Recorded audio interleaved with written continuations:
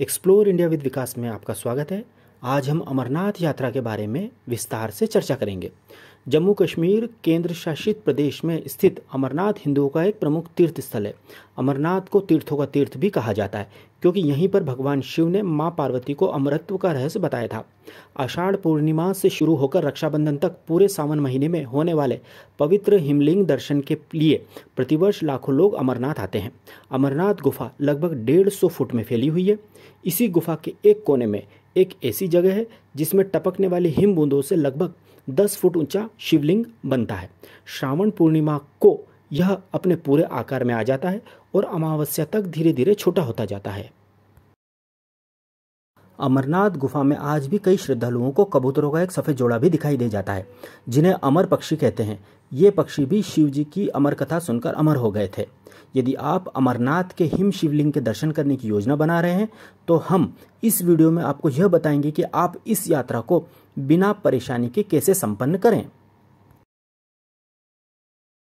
अमरनाथ यात्रा की तैयारी का सबसे पहला चरण है कि आप अमरनाथ यात्रा के लिए रजिस्ट्रेशन कराएं, जिसे यात्रा परमिट भी कहते हैं। श्री अमरनाथ जी श्राइन बोर्ड प्रतिवर्ष अमरनाथ यात्रा के लिए पूरे देश में लगभग 450 बैंक शाखाओं के जरिए रजिस्ट्रेशन करता है। यह रजिस्ट्रेशन हर साल सामान्यतः अप्रैल महीने से शुरू होता है। यह registration Punjab national bank, Jammu Kashmir bank, yes bank आदि बैंकों की अधिकृत शाखाओं से करवाया जा सकता है। इन बैंक शाखाओं की जानकारी श्री अमरनाथ जी श्राइन बोर्ड की वेबसाइट पर उपलब्ध रहती है। यात्रा परमिट फीस केवल 50 रुपये ही होती है। रजिस्ट्रेशन कराने के लिए आपको किसी मान्यता प्राप्त डॉक्टर अथवा मेडिकल अथॉरिटी द्वारा जारी स्वास्थ्य प्रमाण पत्र अर्थात मेडिकल सर्टिफिकेट भी देना होता है। 13 वर्ष से कम और 75 वर्ष से अधिक आयु के लोगों तथा 6 सप्ताह से अधिक समय से गर्भवती महिलाओं को इस यात्रा की अनुमति नहीं होती है। यदि आप ऑनलाइन रजिस्ट्रेशन कराए बिना ऑन स्पॉट रजिस्ट्रेशन कराना चाहते हैं तो आप जम्मू, श्रीनगर, बालटाल, चंदनवाड़ी, नुनवान आदि जगहों पर पहुंचकर इस यात्रा के लिए रजिस्ट्रेशन करा सकते हैं। अब यदि आप यह सोच रहे हैं कि जम्मू, श्रीनगर या चंदनवाड़ी पहुंचकर तत्काल रजिस्ट्रेशन कराकर यात्रा शुरू कर देंगे तो ऐसा बिल्कुल भी नहीं होता है। यदि आप जम्मू या श्रीनगर पहुंचकर ऑन स्पॉट रजिस्ट्रेशन कराते हैं तो आपको यात्रा परमिट 5 से 10 दिन बाद का ही मिलता है। इस स्थिति में आप 5 से 10 दिन तक वहां क्या करेंगे? वहां रुकने का खर्च भी बहुत ज़्यादा आएगा। इसलिए हमारी आपको सलाह है कि आप ऑनलाइन रजिस्ट्रेशन के द्वारा ही यात्रा परमिट प्राप्त करें। इससे यह होगा कि आप अपनी यात्रा को बिना किसी परेशानी के सही तरह से प्लान कर पाएंगे। एक महत्वपूर्ण बात आप और याद रखें, जब आप अमरनाथ यात्रा का रजिस्ट्रेशन फॉर्म भरते हैं तो उसमें यह भी भरना होता है कि आप किस मार्ग से अमरनाथ यात्रा करना चाहते हैं। गौरतलब है कि अमरनाथ यात्रा के केवल 2 ही मार्ग हैं, एक पहलगांव जो चंदनवाड़ी से होकर जाता है तथा दूसरा बालटाल से। पहलगांव मार्ग से अमरनाथ गुफा की दूरी 48 किलोमीटर है तथा बालटाल से अमरनाथ गुफा की दूरी 14 किलोमीटर है।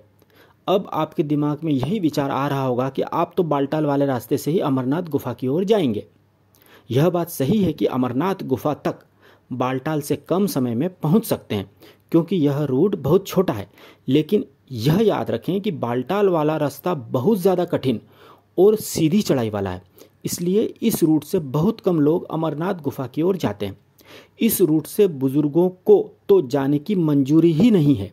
इस रूट पर ट्रेकिंग के जानकार लोग ही जाना पसंद करते हैं। आप हिमलिंग के दर्शन करने के उपरांत लौटते समय बालटाल रूट से आ सकते हैं क्योंकि इस रूट से उतरना थोड़ा आसान है। इसलिए हमारी आपको सलाह है कि आप पहलगाम वाले रास्ते से ही अमरनाथ गुफा की ओर यात्रा करें। पहलगाम रूट अमरनाथ यात्रा का सबसे पुराना और ऐतिहासिक रूट है। इस रूट से गुफा तक पहुंचने में करीब 3 दिन लगते हैं, लेकिन यह ज़्यादा कठिन नहीं है। आप इस रूट से बम भोले का जयकारा करते हुए कब अमरनाथ गुफा पहुंच जाएंगे आपको पता ही नहीं चलेगा। अब आपके सामने यह प्रश्न उत्पन्न हो रहा होगा कि आप अपने शहर से पहलगाम या बालटाल कैसे पहुंचे। तो इसके 3 तरीके हैं, एक सड़क मार्ग, दूसरा है रेल मार्ग, तीसरा है हवाई मार्ग। सड़क के रास्ते पहलगाम पहुंचने के लिए आपको पहले जम्मू तक आना होगा, फिर जम्मू से श्रीनगर तक का सफ़र बस से करना होगा। श्रीनगर से आप पहलगाम या बालटाल बस या टैक्सी से पहुंच सकते हैं। श्रीनगर से पहलगांव करीब 52 किलोमीटर और बालटाल करीब 93 किलोमीटर दूर है। दिल्ली से नियमित तौर पर बस सेवा श्रीनगर तक उपलब्ध रहती है। यदि रेल की बात करें तो पहलगांव तक कोई सीधी रेल सेवा नहीं है। आपको अपने शहर से जम्मू तक ट्रेन से आना होगा। जम्मू तक देश के सभी बड़े शहरों से ट्रेनें चलती हैं। जम्मू तक ट्रेन से आने के बाद आपको पहलगाम या बालटाल तक का सफ़र बस या टैक्सी से करना होगा। जम्मू से सड़क मार्ग से पहलगाम या बालटाल पहुंचने में करीब 12 से 13 घंटे का समय लगता है। अब यदि हवाई मार्ग की बात करें तो पहलगांव से सबसे नज़दीकी एयरपोर्ट श्रीनगर में है। श्रीनगर एयरपोर्ट देश के लगभग सभी बड़े शहरों से जुड़ा हुआ है। श्रीनगर से आप बस के द्वारा भी पहलगांव तक जा सकते हैं, जिसमें करीब 2.5 घंटे लगते हैं।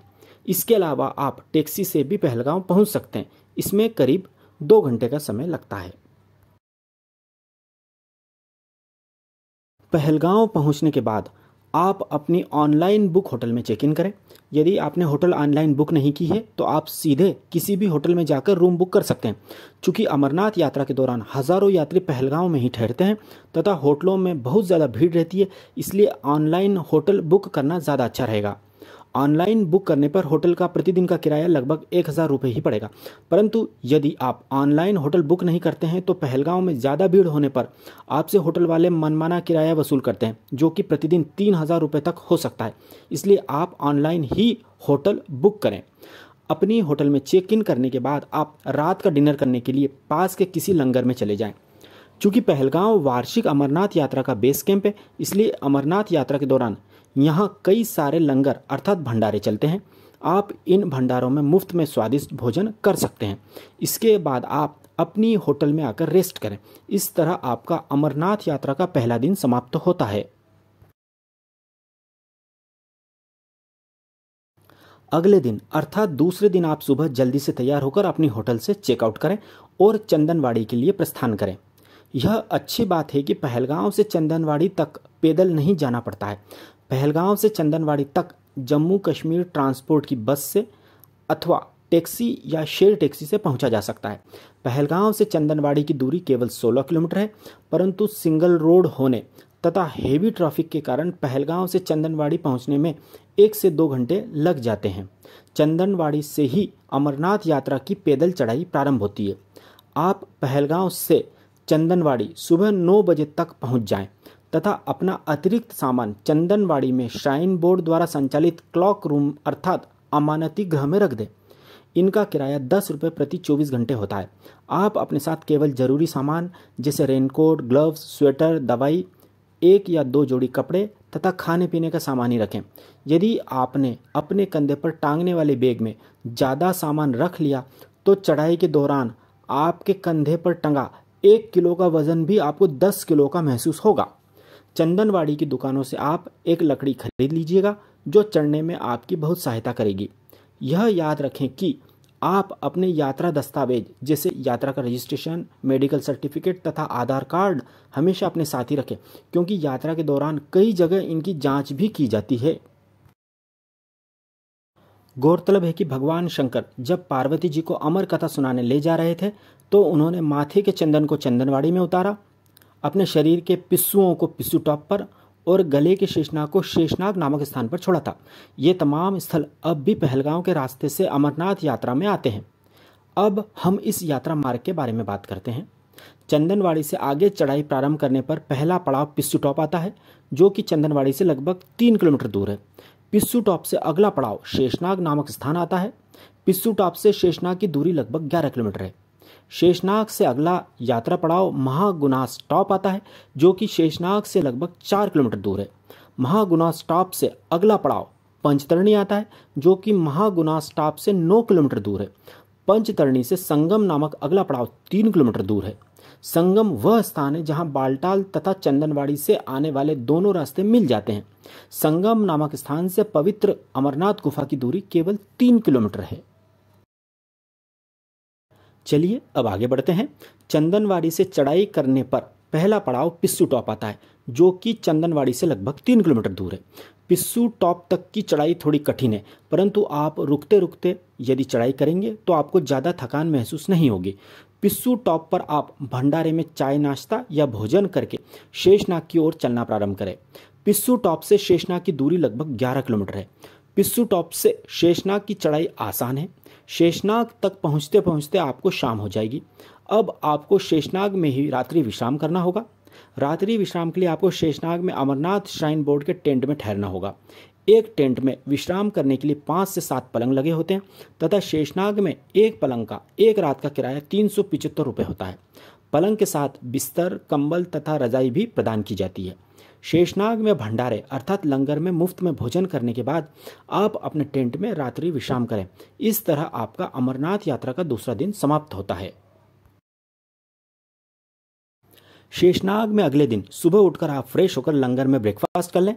ब्रेकफास्ट करने के बाद आप स्नान करने के लिए गर्म पानी की बाल्टी खरीद लें। यहाँ 50 रुपये में गर्म पानी की एक बाल्टी मिलती है। स्नान करने के उपरांत आप 9 बजे तक अपनी आगे की यात्रा प्रारंभ कर दें। शेषनाग से चलकर महागुना स्टॉप, जिसे गणेश टॉप भी बोलते हैं, आता है। यह शेषनाग से लगभग 4 किलोमीटर की दूरी पर है। यह एक बर्फीला दर्रा है। इस जगह के बारे में कहा जाता है कि कई बार तो यहाँ ऑक्सीजन इतनी कम हो जाती है कि माचिस भी नहीं जलती है। परंतु अमरनाथ यात्रा के दौरान यदि आप रुकते रुकते तथा आराम से चलेंगे तो आपको ऑक्सीजन की कमी कभी भी महसूस नहीं होगी। यदि आपको रास्ते में कोई स्वास्थ्य संबंधी परेशानी हो तो बॉर्डर सिक्योरिटी फोर्स अर्थात बीएसएफ के डॉक्टर जगह जगह फ्री मेडिकल कैंप में तैनात रहते हैं, जो आपकी तत्काल मदद कर देंगे। महागुना स्टॉप पर पहुंचकर आप चाय पीकर आगे की यात्रा जारी रखें। महागुना स्टॉप के बाद अगला स्पॉट पीयूष पत्री आता है, जहां आप लंगर में भोजन कर लें। भोजन के उपरांत आप पीयूष पत्री से पंचतरणी की ओर प्रस्थान करें। गौरतलब है कि पंचतरणी काफ़ी चौड़ी घाटी है जिसमें 5 नदियों की धाराएं बहती हैं। आप लगभग 4 से 5 बजे तक पंचतरणी पहुंच जाएंगे। रात्रि विश्राम आपको यहीं करना होगा। पंचतरणी में आप लंगर में भोजन करने के बाद टेंट में जाकर अपने पलंग पर विश्राम करें। पंचतरणी में पलंग का किराया 375 रुपये होता है। इस तरह आपका अमरनाथ यात्रा का तीसरा दिन समाप्त होता है। अगले दिन अर्थात चौथे दिन आप सुबह गर्म पानी से नहाकर तथा चाय नाश्ता करके अपनी यात्रा प्रारंभ कर दें। पंचतरणी से संगम नामक अगला यात्रा पड़ाव 3 किलोमीटर दूर है। संगम वह स्थान है जहां बालटाल तथा चंदनवाड़ी से आने वाले दोनों रास्ते मिल जाते हैं। संगम पर दोनों रास्तों के दर्शनार्थी होते हैं, इसलिए बहुत ज़्यादा भीड़ रहती है। संगम से अगला पड़ाव अमरनाथ की पवित्र गुफा ही है। संगम से थोड़ा आगे बढ़ते ही दूर पवित्र गुफा दिखाई देने लग जाती है। गुफा के पास पहुंचने के बाद यदि आप स्नान करके हिमलिंग के दर्शन करना चाहते हैं तो वहां प्रसाद की दुकान लगाने वाले 50 से 100 रुपये में आपको गर्म पानी तथा नहाने के लिए जगह भी उपलब्ध करा देंगे। स्नान करने के बाद आप अपने मोबाइल फ़ोन, बेल्ट, पर्स आदि क्लॉक रूम में जमा करा दें तथा दर्शन के लिए लाइन में लग जाएं। 1 से 2 घंटे में आपको आराम से हिमलिंग के दर्शन हो जाएंगे। दर्शन करने के बाद आप क्लॉक रूम से अपना मोबाइल तथा अन्य सामान वापस ले लें। यह बात भी याद रखें कि गुफा के भीतर फोटोग्राफी की अनुमति नहीं होती है। इसके बाद आप गुफा के पास लगे कई सारे लंगरों में से किसी भी लंगर में भोजन कर लें। भोजन करते करते आपको दोपहर के 3 बज जाएंगे। आप चाहें तो रात्रि विश्राम गुफा के पास के टेंट में कर सकते हैं, परंतु हमारा आपको सुझाव है कि आप वापस पंचतरणी में जाकर रात्रि विश्राम करें, क्योंकि पवित्र गुफा बहुत ऊंचाई पर स्थित है, जिसके कारण इस स्थान पर ऑक्सीजन की कमी होती है तथा ठंड भी बहुत अधिक होती है। आप आराम से 2 से 3 घंटे में पंचतरणी पहुंच जाएंगे। आप पंचतरणी के लंगर में भोजन करने के बाद अपने टेंट में विश्राम करें। इस तरह आपका अमरनाथ यात्रा का चौथा दिन समाप्त होता है। अगले दिन अर्थात 5वें दिन आप सुबह नहाने तथा नाश्ता करने के उपरांत पंचतरणी से चंदनवाड़ी की ओर प्रस्थान करें। नीचे उतरने में आपको बहुत कम समय लगेगा तथा आप शाम के पहले ही चंदनवाड़ी पहुंच जाएंगे। चंदनवाड़ी पहुंचकर आप टैक्सी अथवा शेयर टैक्सी से पहलगांव जाएं। पहलगांव में आप किसी लंगर में रात का भोजन करें तथा अपने द्वारा बुक ऑनलाइन होटल में रेस्ट करें। छठे दिन आप सुबह का ब्रेकफास्ट करें तथा अपने गृह नगर की ओर प्रस्थान करें। यदि आपके पास 1-2 दिन का अतिरिक्त समय हो तो आप श्रीनगर, पहलगांव तथा गुलमर्ग घूम आइए, क्योंकि कश्मीर आए और श्रीनगर तथा गुलमर्ग नहीं देखा तो एक कसक हमेशा आपके दिल में रह जाएगी। गुलमर्ग में आप गंडोला राइड का भी आनंद लीजिएगा। कश्मीर के टूरिस्ट प्लेसेस की जानकारी के लिए आप हमारा कश्मीर टूर गाइड वीडियो ज़रूर देखें। अमरनाथ यात्रा से जुड़ी प्रमुख बातें इस प्रकार हैं। फर्स्ट है, बिना यात्रा परमिट मिले आप अमरनाथ यात्रा पर न जाएं। सेकंड है, हमेशा अपने साथ यात्रा परमिट, आधार कार्ड तथा मेडिकल सर्टिफिकेट रखें। थर्ड है, आपके पूरे ग्रुप में से कम एक मेंबर के पास BSNL की पोस्टपेड सिम ज़रूरी है, क्योंकि कश्मीर में जाते ही आपका मोबाइल कम्युनिकेशन बंद हो जाएगा, क्योंकि कश्मीर में केवल BSNL पोस्टपेड सिम ही चलती हैं। तो इस स्थिति में आप अपने शहर के BSNL ऑफिस से पोस्टपेड सिम ज़रूर ले लें। यात्रा समाप्ति के उपरांत आप पोस्टपेड सिम बंद करवा दीजिएगा। नेक्स्ट है, इस यात्रा में अच्छी क्वालिटी के तथा हेवी ग्रिप वाले कम वजन के वाटरप्रूफ जूते ज़रूर पहनें। नेक्स्ट है, अपने साथ रेनकोट, हाथ के दस्ताने, मंकी कैप तथा थर्मल वियर ज़रूर रखें।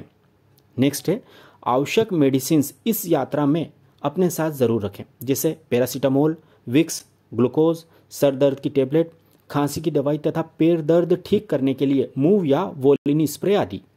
नेक्स्ट है, अपने बैग में कुछ चॉकलेट, बिस्कुट, ड्राई फ्रूट्स तथा पीने का पानी हमेशा रखें। नेक्स्ट है, अपनी पीठ पर टांगने के लिए वाटरप्रूफ बैग ज़रूर रखें। नेक्स्ट है, इस अमरनाथ यात्रा की सुरक्षा का जिम्मा भारतीय सेना तथा बॉर्डर सिक्योरिटी फोर्स का होता है, इसलिए आप उनके द्वारा दिए गए हर आदेश का पालन करें। यदि आप इन बातों का ध्यान रख लेंगे तो आप अमरनाथ यात्रा बिना किसी विघ्न के संपन्न कर पाएंगे। यदि आप घोड़े अर्थात पोनी पर बैठकर यह यात्रा करना चाहते हैं तो आप घोड़े पर बहुत ज़्यादा सावधानी से तथा सतर्कता से आगे की ओर झुककर बैठे, क्योंकि कहा जाता है कि सावधानी हटी और दुर्घटना घटी। अब हम इस 6 दिन की अमरनाथ यात्रा के कुल खर्च की बात करते हैं।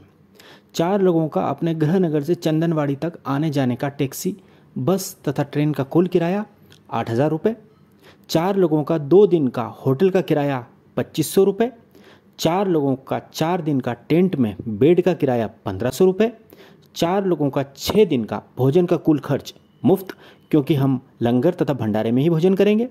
4 लोगों का अमरनाथ यात्रा का अधिकतम कुल खर्च 12,000 रुपये। यदि हम इसे 4 से डिवाइड करें तो प्रति व्यक्ति अधिकतम कुल खर्च केवल 3,000 रुपये ही आएगा।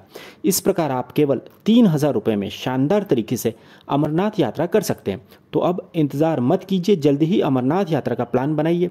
यदि आपको हमारी जानकारी सही तथा उपयोगी लगी हो तो प्लीज़ हमारे चैनल एक्सप्लोर इंडिया विद विकास को सब्सक्राइब जरूर कीजिएगा। धन्यवाद।